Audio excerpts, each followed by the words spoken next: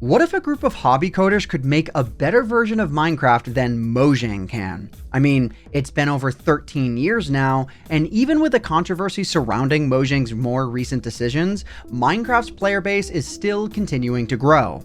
As of the time of this video, over 170 million people have played Minecraft in just the past 30 days, with 2022 being on track for one of the most active years yet.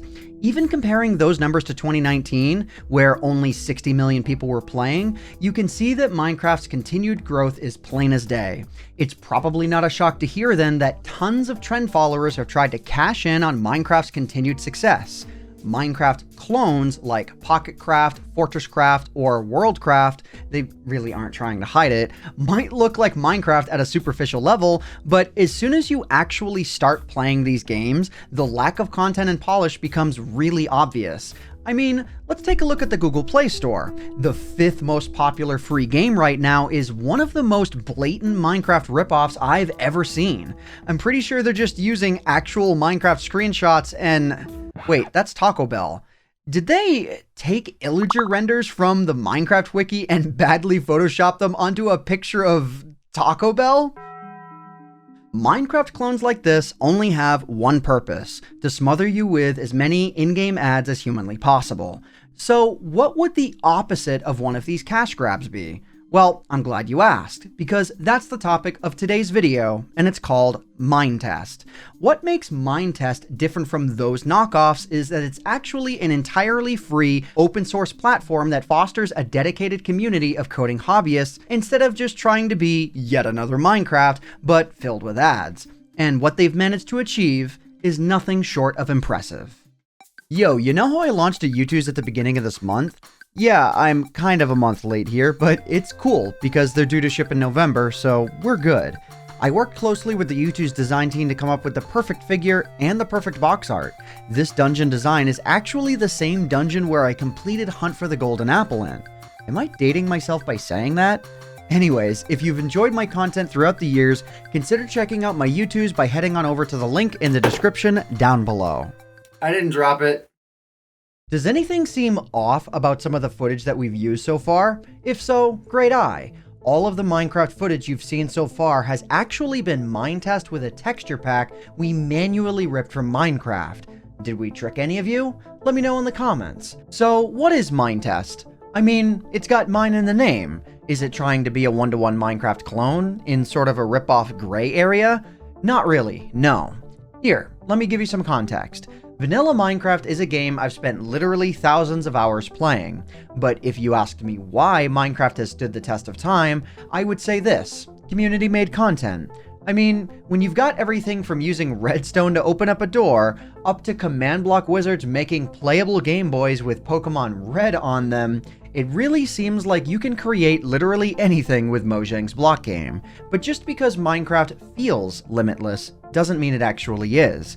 Java Edition, for example, doesn't allow for you to view or modify the source code directly.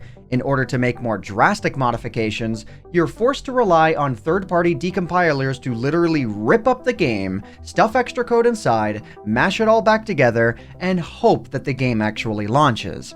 Third-party APIs such as Forge, Fabric, and Quilt make this process bearable for modders, but it's messy, breaks with major updates, and most importantly, is not officially supported by Mojang. But with the introduction of Minecraft Bedrock Edition, Mojang made the process of downloading new content a lot easier with the Minecraft Marketplace for the three of you who actually prefer it. Unfortunately, the creation of Bedrock Edition also split up the player base, which caused creators to have to make a choice: which version of Minecraft to create for, Java or Bedrock. These two versions run off completely different languages, that being Java and C++ respectively. These two handle code in completely different ways, making it nearly impossible or extremely time-consuming to convert content between different versions. That's why Mojang has two separate teams to handle that exact problem. By now you might be thinking, okay, but what does any of this have to do with MineTest? That's just another block game, right? Well, no. Over on the official website, MineTest categorizes itself as an open source voxel game engine that anyone can make content for.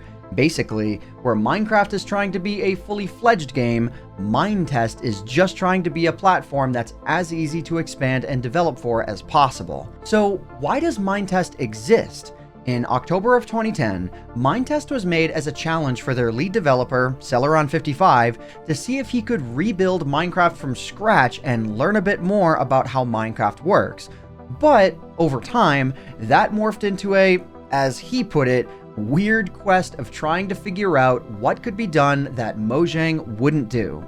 Seeking to make MineTest as effortless as possible to create new content with, MineTest uses a scripting language called Lua to modify the code, which is much easier than, say, learning Java from scratch. So let's find out if MineTest has gone beyond what a multi-billion-dollar company is actually capable of. When you first open MineTest, the only game installed is fittingly titled MineTest Game. It's sort of like Minecraft Classic with modern world generation, a bare-bones sandbox with nothing around but blocks called nodes. No mobs, no achievements, or anything of substance really. MineTest Game isn't a game so much as a baseline for the community to modify in any way that they see fit. And that's where MineTest really shines. Without leaving the game, you're able to install mods and resource packs and even entire separate game types from MineTest's dedicated content database just by clicking a button. What's also really cool about this is that MineTest applies mods on a world-to-world basis, letting you pick and choose the mods that you've already installed as you go. How awesome would it be to not have to restart Minecraft just to join a server with different mod requirements? Well, with MineTest, not only is that entirely possible, but it's a feature. Can you imagine just how much time people would save if Mojang had some sort of deal with CurseForge or Modrinth that allowed for you to install mods directly within the game itself without even having to restart it? Sadly, that probably won't ever happen. I mean, in Bedrock Edition, you have to restart your world just to change out your resource pack. That's actually a step backwards. MineTest has even managed to find its way into the classrooms, not unlike Minecraft's Education Edition. Besides being used in colleges in France and Brazil to teach skills like mathematics and coding, one group of creators were invited to CERN, yes, that CERN, to tour the CERN complex and to create Craft the Web, a game that uses MineTest to let its players reenact the invention of the World Wide Web. MineTest game engine and this game, they are all going to be open source, so you can just download it from the internet and play it yourself. And these different teams competed against each other to develop the technologies that were necessary to create the internet, and yeah, the one that's fastest wins. Just think about that. MineTest has been endorsed by the World Wide Web's literal inventors. That's just crazy. But it's not like MineTest isn't without some negatives, however. The fact that MineTest is open source is a pretty serious double-edged sword. Unfortunately, according to Celeron, about half of the Minecraft clones that have plagued app stores in recent years have used MineTest source code to make them. Seeing as I've shown how barebones MineTest by itself really is, it makes sense that a bunch of ripoffs lack the content to make those ripoffs good. MineTest just isn't meant to be a game all on its own. Not only that, but MineTest is supported by a community of creators who really aren't in it for the money. This is just a hobby for them, and hobby projects have a tendency to have their support dropped once their creator loses interest. Minecraft's mod community might have the same problems, but Minecraft's core game will always be supported by Microsoft and Mojang unless they say otherwise, which I wouldn't bet on anytime soon. So I think you've got the gist of what makes MineTest so interesting, so now let's check out some of the awesome stuff that's been made using MineTest.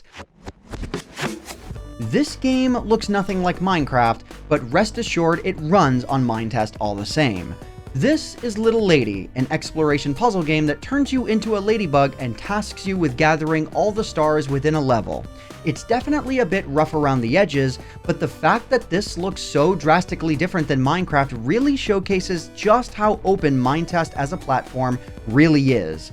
Do you like games like City Skylines or SimCity? Then check out the aptly named Build-A-City.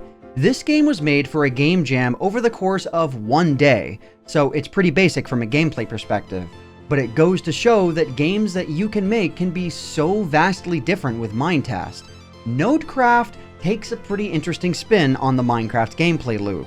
You have no inventory-based crafting and have to figure out how to progress through trial and error using the overworld to craft your materials.